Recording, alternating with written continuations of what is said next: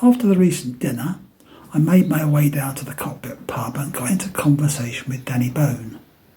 He knows I've been climbing mountains for the last 20 years, and he asked me to do a compilation to show you what it's like at the various stages of going from the bottom of the mountain to the very top. A few weeks later I was in Scotland with my friend Malcolm, and we decided to climb Ben T.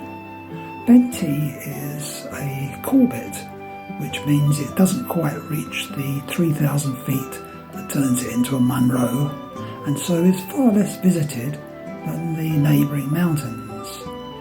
Nevertheless, it's a great climb.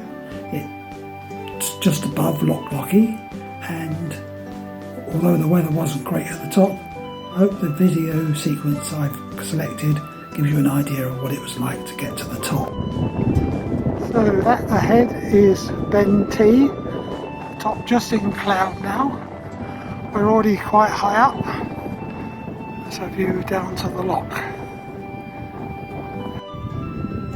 Closer now, but still very daunting. Sometimes the closer you get, the more daunting they seem.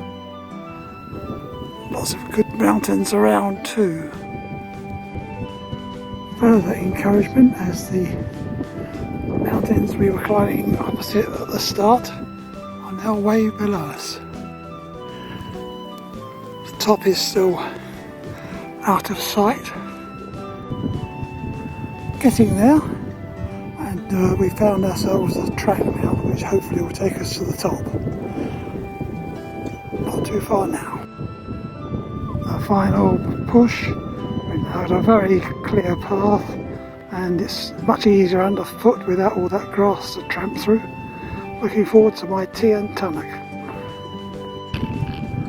As I climbed that last section, I suddenly thought, got a feeling there's a bit more to this. And so it proved. A little bit of a sting in the tail, but nearly there now.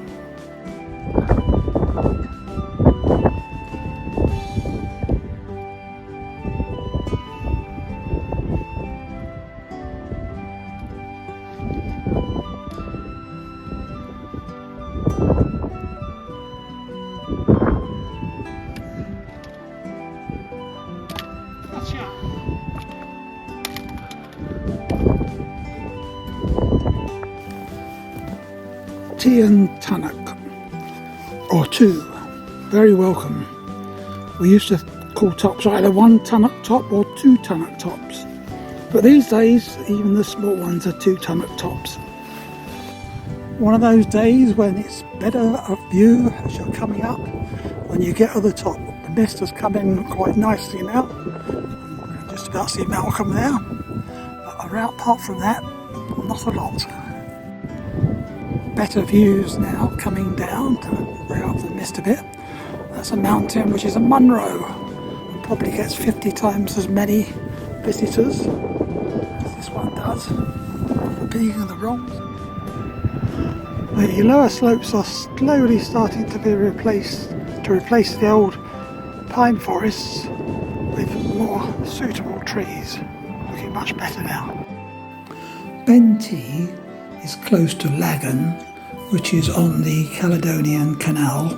The Caledonian Canal follows the Great Glen Divide that splits Scotland into two halves and includes Loch Lochy and Loch Ness.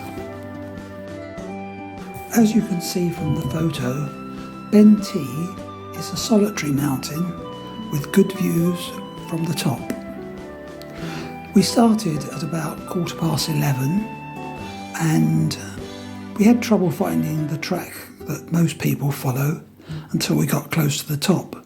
So in the end, we didn't reach the top until 3:20.